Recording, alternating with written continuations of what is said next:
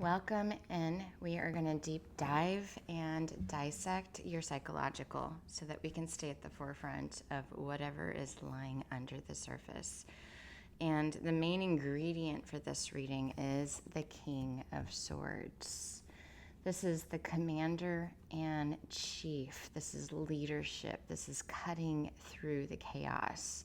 This is the sword of truth. This individual is socially conscious, is a socially conscious monarch. He commands the realm. So, who is this that I am speaking to? I would say, whether you're male or female, you're predominantly in your masculine right now. And you are stepping into leadership in some way. But you prepared your whole life for this, and you're in the position that you should be in. It did come out upright, so all I can see here is positive movement forward with the king. He doesn't chase; he commands. He commands the realm, so he's on his throne and commanding the realm. It also carries Aquarius energy, which is very interesting because Aquarius is mostly seen as flamboyant and lack of direction and sort of the wanderer, but it is the water bearer. And actually, if you want to know the highest version of Aquarius and why we're in the time of Aquarius, they are the technical age. They're very good with computers, and they also are here to release any insecurities that might be holding humanity back. You would be amazed at the depth of individuals that get held back just because they have an insecurity. And an insecurity is always a story. It's just a story playing in your head constantly. And the only way to get past that is to start stepping up for yourself, stepping outside of your comfort zone. And so whoever you are, that's where you're at. I also got today is the day. Today is the day. And then we also have some Pisces energy here. I am a Pisces, so if that makes any sense to you, I'm looking at a lot of air, water, emotions, purpose driven, pushing out your desires and your commands. I want to look at what's holding you back, because the king should be direct. There should be no wishy-washy. There should be direct response from the king. Okay, attachment to results. That is very important in leadership. I do what I do because it's the right thing to do based on the position that I stand in. I often, as a leader myself, I often don't look at the all. I look at me, because if I take the best care of me and I provide the best resources for me, then it's what's good for everybody. That's what a leader is. A leader is vibrating at such a high frequency that every single thing you do for yourself is what everybody around you wants and wants to be a part of. You know, a majority of the world is piggyback riding on somebody else's dream. Well, you are the one that they're piggyback riding on. And you are the dream. You are the one amplifying the dream. You are the one that carries the magic. Like, you are the magic of this dream. And the dream is sort of in a collapse until you appear. And then you're like, let's execute, right? And everybody just automatically knows what to do because you're there, and they can feel your passion and they're linked to it. And like I said, they're piggyback riding on your dream. You know, the world isn't full of leaders. It's full of leaders and followers. A leader is an influencer. A leader is the visionary. A leader is the one who can see beyond the chaos. Not everybody does that. The leader needs people to work with them. So we don't stand above you or below you. Everybody stands beside each other, and we each have our path. Anybody can rise up to be a leader, but not everybody has the skill set to do it, right? We've got lots of leaders in leadership positions that aren't very good leaders. This is telling me that you're a good leader. In fact, this whole reading is about you being a good leader and sticking to your vision, no matter what. No matter what.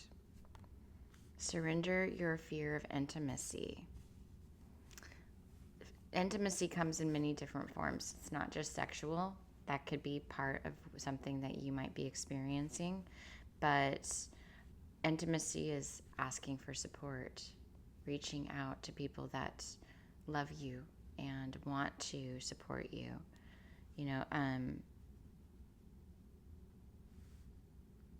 Intimacy.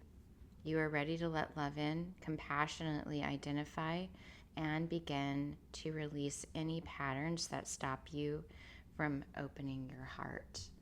So that's a pretty big deal. Open your heart. You're surrendering outdated beliefs about yourself, and then surrender to rest and sleep. So this isn't a lot. This is actually very common in leadership. Letting go of your attachments to outcomes. We just don't ever want to have an attachment to an outcome. We just know if we keep repeatedly and consistently going in a direction with a vision in mind, we're going to get there. Sometimes it's a little messy. Sometimes the road's a little muddy. But if we stay the course, if we stay on the path, we will get to the other side eventually. Fear of intimacy means along your path, you're going to need to pull in support from different avenues, from different directions. You got to ask, even if send the email. Go talk to the stranger guy down the road who has a talent you're interested in. Go ask. Asking is the first step to starting to pull in what you want. Surrender outdated beliefs about yourself. This one's a little more intricate. You've got to be very conscious and observe when you're taking action. Insecurities are going to come to the surface, and you've got to. Those are very potent moments where you can completely redefine your belief in yourself. Pull it, see it, acknowledge it, observe it, shift it, and redefine it into what it is that you want it to be. If I feel a lack of confidence, I'm going to be like, I'm so confident. I am very confident. And then Spirit is going to start showing me reasons why I'm so confident. My achievements, the magic I've harnessed on my own, the sovereign journey I've been on, the trials and tribulations that have prepared me. It's like you might have had, 100 jobs up to this point, but you needed all of those jobs to harness this leadership role. Because now you've been able to filter out everything. Oh, and then I'm like yawning as I'm about to say, surrender to rest. So you are alchemizing this energy. You're probably in it. This is pretty fierce energy. So do make sure that you're getting the rest. A leader knows that they need to eat. They need to get their rest. They need to nourish their body. They need to take care of their psychological. They need to have their daily devotion with their source. This leadership has to have their daily devotion. Whatever that means. The angels are surrounding you. This is the hand of God. I don't know what this is, but this is like the hand of God. This is a wonderful reading, but it's a fierce leadership reading. Fierce, like angels. Oh my gosh.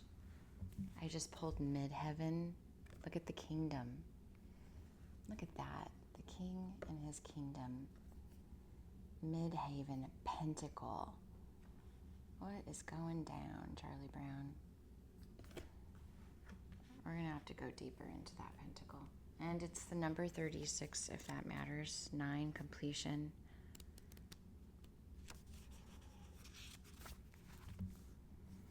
So the challenge, traditions, other people's expectations, or your family history may be complementary to your idea of your own potential, or they may be hurdles to overcome as you find your truth.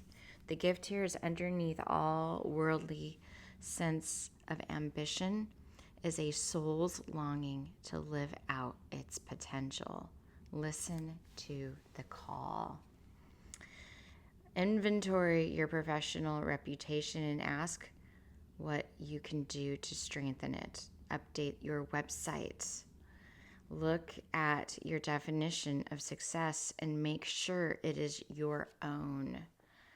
Actually makes you happy and is not one you have inherited from your family or mentors. Think about the training you've received from these authorities and notice where it still serves you and where you need to release the outdated beliefs, preconceptions, and step into something bigger. You may need to go back to hidden dreams or reawaken an ambition that may not make sense to anybody else. If you choose not to seek your sense of accomplishment as reflected in the outside world, your midheaven can speak of a quieter sense of personal authority. This is your life. Define the mountaintop for yourself. Take a next step in that direction. Wow. The Midheaven contains clues about how your family trained you to be visible in the world, your relationship to other people's authority, and how you step into your own personal authority. It describes the future mountaintop, the pinnacle of your work in the world. The Midheaven is the highest point of the chart, where the sun would be at midday. This most public visible point of the chart acts like the flagpole on top of your personal castle. Look at that. And then I got sun in Pisces. You could be a Pisces, an Aquarius. You're letting go of these outdated beliefs, stepping into your wholeness, which again, with that intimacy, letting go of the results. Like, just you do what you do because it's the call to action. Sometimes the call to action doesn't make any sense. Oh my gosh, there's been so many calls to actions that I've personally had where I'm just like, okay, and it works. It works every time. Every time. It's like having a conversation with something and nothing they say makes sense. And then not very long afterwards, I'm like, oh my gosh, they nailed it. They nailed it. Okay, we've got release the resentment loop.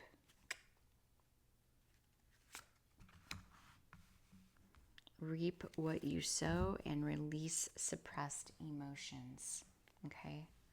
So, through this journey, you don't have to go isolate yourself. In fact, Spirit's asking you to do exactly not that. It's asking you to step into the limelight. It's asking you to step into your leadership role, broadcast, do the things that are coming to your mind. You do the things, and if it doesn't resonate once you get there or once you start executing the practice, then you stop. It's that simple. You're just weeding out what's not working. It's like having a store with lots of products and you start selling the products and there's a few products that don't sell. Then you just get rid of them, right? Just weed them out. Just weed them out. So you're having breakthroughs in processing karmic debris. Look at that. And I don't know, but before I got on this reading, I was like setting myself up and got my coffee, got my water, wrote down my notes, pulled a card.